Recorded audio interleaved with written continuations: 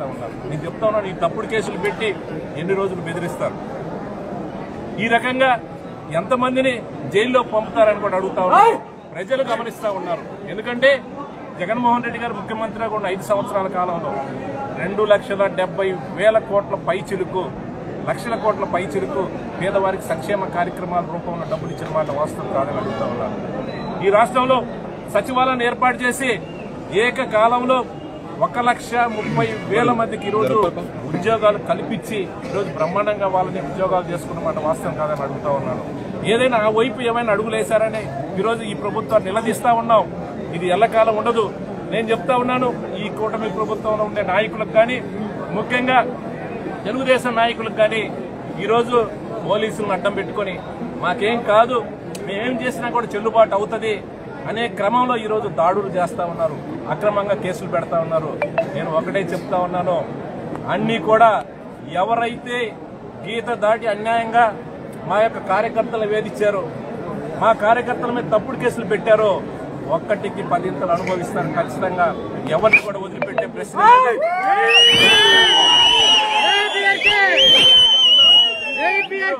ఎన్ని తప్పుడు కేసులు పెట్టినా, ఏ విధంగా ఇబ్బంది పెట్టినా దాని మీద పోరాటం చేయడానికి, ఎదుర్కోవడానికి సిద్ధంగా ఉన్నాం. ఖచ్చితంగా ప్రతి కార్యకర్తను కూడా కాపాడుకుంటాం. మా నాయకులకి, కార్యకర్తలకి ఈ రాష్ట్రంలో, ఈ పల్నాడు జిల్లాలో, ఈ నియోజకవర్గంలో ఎక్కడైనా సరే పేదవారికి, ముఖ్యంగా కార్యకర్తలకు అండగా ఉంటాం. ఖచ్చితంగా నేను చెప్తా ఉన్నాను, అనవసరంగా అన్యాయంగా ఈ రోజు దౌర్జన్యాలు చేసి పోలీసులు అడ్డం పెట్టుకుని తప్పుడు కేసులు పెడతా ఉన్నారు. ఇవన్నీ కూడా ఆన్ రికార్డ్, ఎవరు తప్పించుకునే పరిస్థితి లేదు. అధికారం చాలా చూశాం. నేను 4 సార్లు ఎమ్మెల్యేగా అయినాను. ఈ రకంగా తప్పుడు కేసులు పెట్టి పోలీసులను అడ్డం పెట్టి వేధించే కార్యక్రమం చేయలేదు. జగన్మోహన్ రెడ్డి గారి నాయకత్వంలో ప్రతి సంక్షేమ కార్యక్రమం ఈరోజు నేను ఛాలెంజ్ చేస్తా ఉన్నాను. అన్ని గ్రామాల్లో పార్టీలను చూడలే, కులాలను చూడలేదు, మతాలను చూడలేదు. అర్హత ఉంటే ప్రతి ఒక్కరికి కూడా సంక్షేమ కార్యక్రమం ఇచ్చే కార్యక్రమం చేశాం. కానీ ఈరోజు చూస్తూ ఉంటే ఈరోజు వైసీపీకి ఓటేశారా, జగన్మోహన్ రెడ్డి గారి సానుభూతి పరుడుగా ఉన్నారా, వాళ్ళందరూ కూడా ఏరి పెన్షన్లు తీయడానికి ప్లాన్ చేస్తా ఉన్నారు. ఒక్క సంక్షేమ కార్యక్రమం కూడా అమలు చేయకుండా ఈరోజు ఎవరైనా సరే సంక్షేమ కార్యక్రమాలు ఇవ్వండి, మీరు ఇచ్చిన హామీలు, మీరు ఇచ్చిన సూపర్ 6 అమలు చేయండి అని సోషల్ మీడియాలో ఒక చిన్న పోస్ట్ పెడితే ఈరోజు వెంటాడి వేధించి కేసులు పెడతా ఉన్నారు. ఇది మంచి పద్ధతి కాదని కూడా ఈ కూటమి నాయకులు నేను కోరుతా ఉన్నాను. నిజాయితీగా చేయండి. నిజంగానే మమ్మల్ని మేము ఇచ్చాం 2,70,000 కోట్ల పైచిలకు సంక్షేమ కార్యక్రమాలు ఇచ్చాం. 1,30,000 మంది ఒకేసారి సచివాలయం ఉద్యోగాలు ఇచ్చాం. మేము 5 సంవత్సరాల కాలం 34,000 మందికి ఉద్యోగాలు కల్పించాం. ఇంకా ఎక్కువ కావాలని కూడా ప్రజలు ఆశపడి ఉంటారు, ఆశతో ఉంటారు. మిమ్మల్ని నమ్మారు, మీకు అధికారం ఇచ్చారు. కానీ ఈ రకంగా తప్పుడు కేసులు పెట్టి బెదిరించే కార్యక్రమం చేయాలి. ఇంతకన్నా మిన్నగా చేయాలి, హర్షిస్తాం.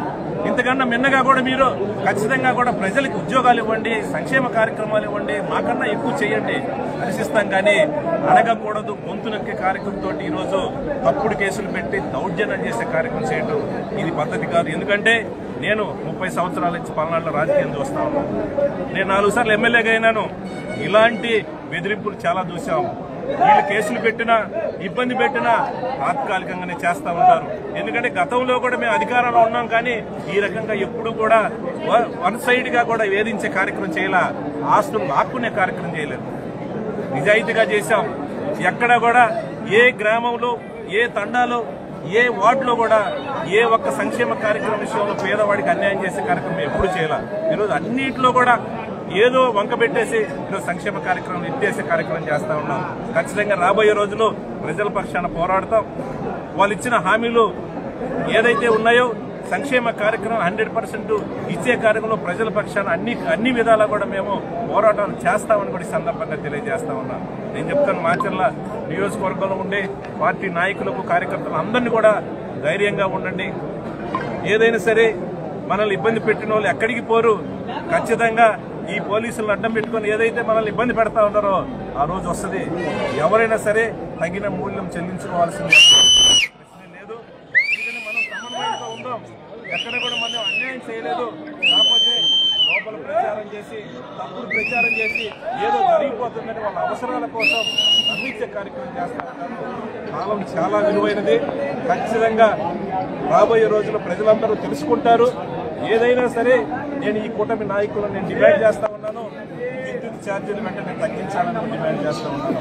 పేదవారికి ఏదైతే నువ్వు బహిరంగ మీటింగ్లో చెప్పావో ₹1 కూడా కరెంట్ ఛార్జీలు పెంచం, ఇంకా తగ్గిస్తామని కూడా చెప్పిన మీరు కూటమి నాయకులు చంద్రబాబు నాయుడు గారిని నేను కోరుతా ఉన్నాను.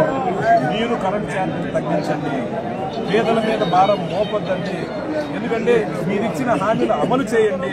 అంతేగాని ఎవరు మాట్లాడితే వాళ్ళని రివర్స్లో పోలీసులు అడ్డం పెట్టుకొని కేసులు పెట్టే కార్యక్రమం చేయొద్దు.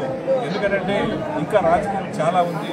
ఈ అధికారం శాశ్వతం కాదు. ఎందుకంటే నేను గతంలో తెలుగుదేశం ప్రభుత్వం అధికారం ఉన్నప్పుడు చూసాం, కానీ ఇంత దౌర్జన్యంగా కూడా ఎక్కడ లేని పరిస్థితి. ఈరోజు ఎవరైతే పేదవాళ్ళు ఉంటారో, ఎవరైతే చిన్నవాళ్ళు ఉంటారో, ఎవరైతే అమాయకులు ఉంటారో, ఎవరైతే వీళ్ళు నన్ను ఏం చేయలేడనంటే వాటి మీద దౌర్జన్యం చేసే పరిస్థితి, అన్యాయంగా కూడా బెదిరించి డబ్బులు వసూలు చేసే కార్యక్రమం చేస్తూ ఉన్నారు. అందరూ కూడా ప్రజలు గమనిస్తూ ఉన్నారు. దయచేసి ఈ సందర్భంగా మనందరం కూడా వైసీపీ పార్టీకి సంబంధించిన కార్యకర్త నాయకులు అందరినీ కూడా కోరుతా ఉన్నాం. మనం ప్రజల పక్షాన పోరాటం చేయాల్సిన అవసరం ఉంది. రాబోయే రోజుల్లో కూడా అన్ని ఉద్యమాల్లో చురుగ్గా పాల్గొని ఏదైతే ప్రజలకు ఇచ్చిన హామీలు ఈ ప్రభుత్వం చేత అమలయ్యే విధంగా కూడా ఒత్తిడి చేయాల్సిన పరిస్థితి ఉందని కూడా సందర్భంగా తెలియజేసుకుంటూ ఈరోజు ఈ కూటమి నాయకులని ఈ ప్రభుత్వాన్ని మేము డిమాండ్ చేస్తా ఉన్నాం. దయచేసి ఏదైతే మీరేదో తప్పుడు లెక్కలతోటి మీకున్న మీడియాతోటి ప్రజలను మభ్యపెట్టే కార్యక్రమం దయచేసి చేయొద్దండి. మీరు ఏదైతే 15,485,000 కోట్ల రూపాయలు ప్రజల మీద, రైతుల మీద భారం మోపి వాళ్ళని యొక్క గుండెల మీద అనే కార్యక్రమం ఏదైతే చేస్తారో దయచేసి అది మానుకోవాలి.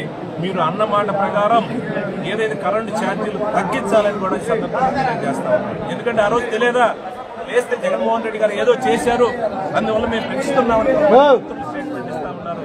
దయచేసి ఎలక్షన్స్ ముందు మీకు తెలియదా? అనుభవం ఉన్న నాయకుడు, నేను ఈ రాష్ట్రానికి 14 సంవత్సరాలు ముఖ్యమంత్రిగా చేసిన చంద్రబాబు నాయుడు తెలియదా అని అడుగుతా ఉన్నాను. అన్నీ తెలుసు. ప్రజలను మోసం చేయొద్దండి.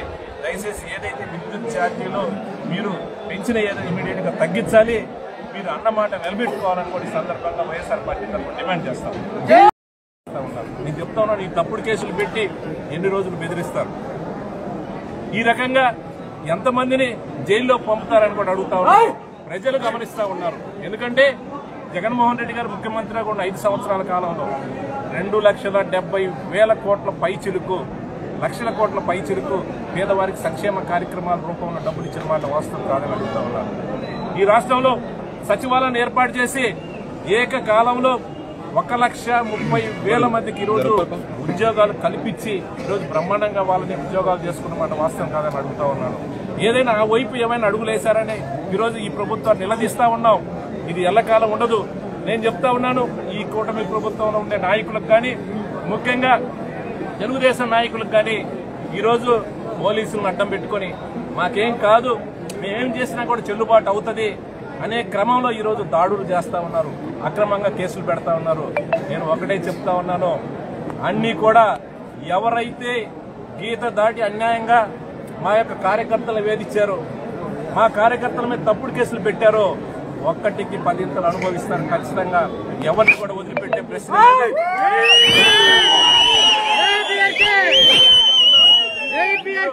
ఎన్ని తప్పుడు కేసులు పెట్టినా, ఏ విధంగా ఇబ్బంది పెట్టినా దాని మీద పోరాటం చేయడానికి, ఎదుర్కోవడానికి సిద్ధంగా ఉన్నాం. ఖచ్చితంగా ప్రతి కార్యకర్తను కూడా కాపాడుకుంటాం. మా నాయకులకి, కార్యకర్తలకి ఈ రాష్ట్రంలో, ఈ పల్నాడు జిల్లాలో, ఈ నియోజకవర్గంలో ఎక్కడైనా సరే పేదవారికి, ముఖ్యంగా కార్యకర్తలకు అండగా ఉంటాం. ఖచ్చితంగా నేను చెప్తా ఉన్నాను, అనవసరంగా అన్యాయంగా ఈ రోజు దౌర్జన్యాలు చేసి పోలీసులు అడ్డం పెట్టుకుని తప్పుడు కేసులు పెడతా ఉన్నారు. ఇవన్నీ కూడా ఆన్ రికార్డ్, ఎవరు తప్పించుకునే పరిస్థితి లేదు. అధికారం చాలా చూసాం. నేను 4 సార్లు ఎమ్మెల్యేగా అయినాను. ఈ రకంగా తప్పుడు కేసులు పెట్టి పోలీసులను అడ్డం పెట్టి వేధించే కార్యక్రమం చేయలేదు. జగన్మోహన్